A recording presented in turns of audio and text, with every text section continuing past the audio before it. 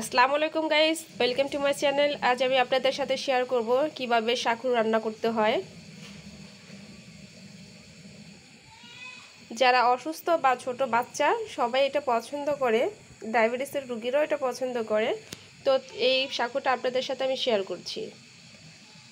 যারা আমার চ্যানেলটা সাবস্ক্রাইব করেছেন তাদেরকে অশেষ ধন্যবাদ। আর যারা আমার চ্যানেলটা এখনও সাবস্ক্রাইব করেনি, দেখতে থাকুন, দেখতে দেখতে ভালোবাসা সৃষ্টি হয়ে যাবে ইনশাআল্লাহ।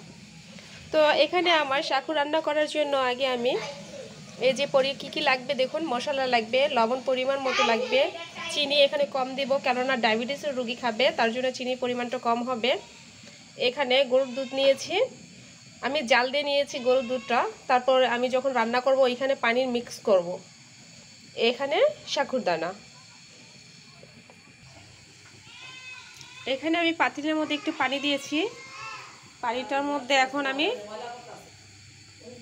দুধটা দিয়ে দিব।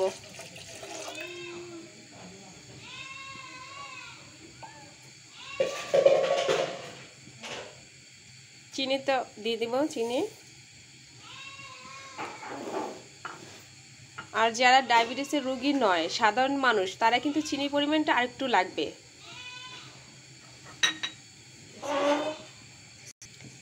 এখন আমি মশলাটা দিয়ে দিব, পরিমাণ মতো লবণ,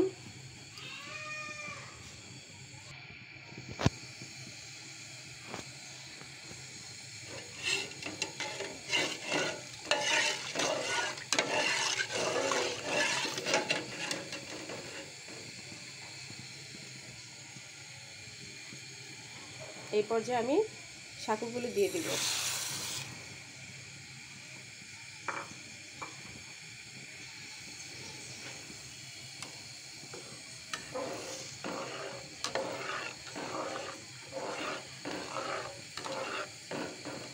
শাকু দেওয়ার পর আপনারা অনবরত কিন্তু নাড়াচাড়া করতে হবে, নাহলে কিন্তু নিচে লেগে যাবে, একটার সাথে একটা লেগে যাবে।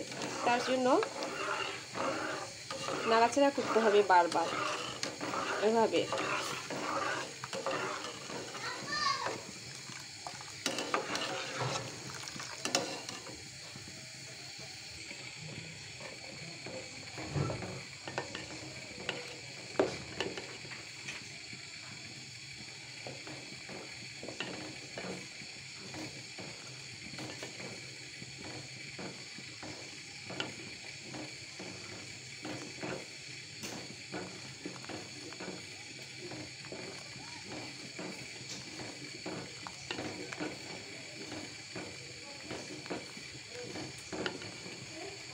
এভাবে অনবরত নাড়তে হবে, তাহলে কিন্তু লেগে যাবে।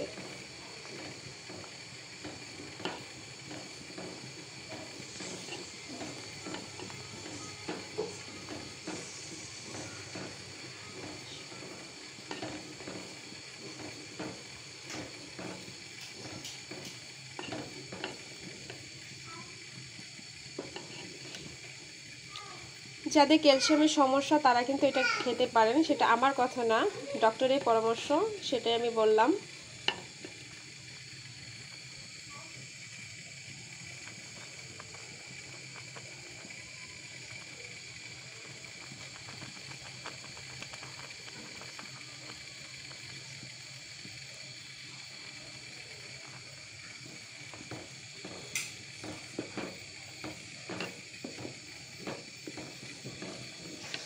আর ছোট বাচ্চাদের জন্য এটা খুবই পুষ্টিকর।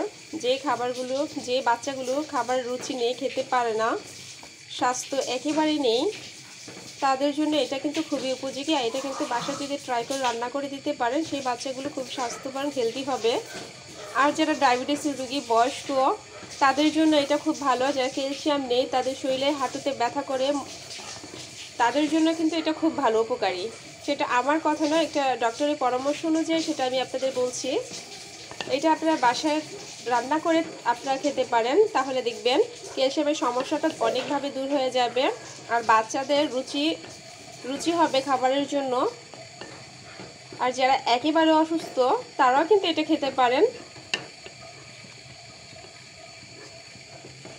আর বাচ্চাদের জন্য 6 মাস থেকে 10 বছরের পর্যন্ত এটা যদি খাবার খাওয়ার প্রতিদিন, তাহলে কিন্তু উচ্চতা বাড়বে স্বাস্থ্য হবে।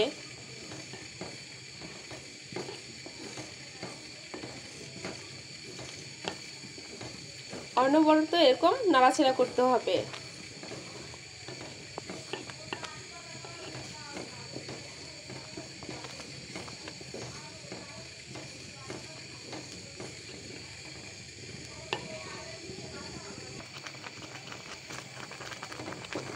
এই পর্যায়ে দেখুন এমনভাবে যখন সিদ্ধ হয়ে যাবে তখন চুলার আগুনটা কিন্তু একেবারে নর্মাল রাখতে হবে।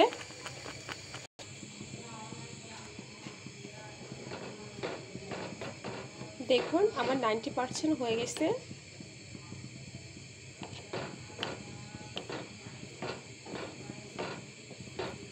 এখন এভাবে অনবরত নাড়াচাড়া করতে হবে যাতে নিচে না লেগে যায় কিংবা একটার সাথে একটা না মিশে যায়।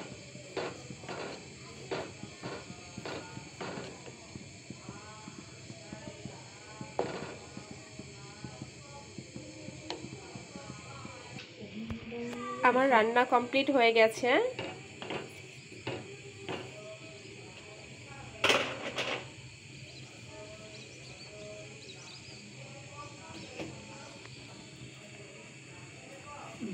যদি আমার ভিডিওটা ভালো লেগে থাকে তাহলে লাইক, কমেন্ট, শেয়ার করবেন আর সাবস্ক্রাইব করতে একদম ভুলবেন না। তো আজ এই পর্যন্তই। আল্লাহ হাফেজ।